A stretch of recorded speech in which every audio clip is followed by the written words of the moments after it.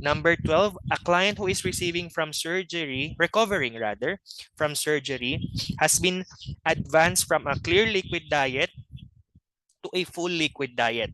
Full liquid diet is also known as your general liquid, okay?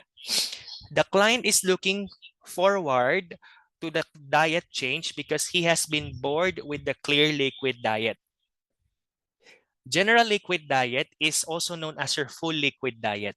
So anything na pag nilagyan mo na ng milk, creamer, ano pa ba, nilagyan mo siya ng additional, like halimbawa pulp, juice na may pulp, so that is considered already a full liquid diet or general liquid diet.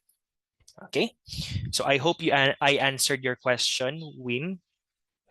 Okay. So going back, naboboard na daw yung patient kakainom ng clear liquid diet.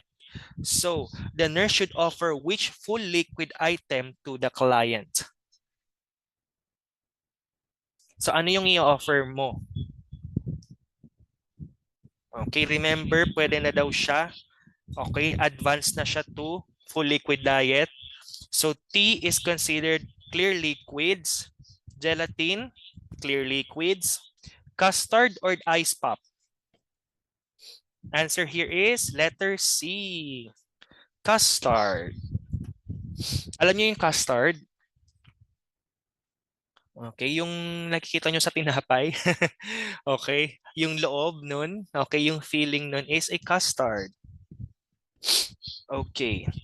Full liquid food items include items such as plain ice cream, sherbet, okay, breakfast drinks, milk, pudding, custard, soups that are strained, refined, cooked cereals, and strained vegetable juices. Okay.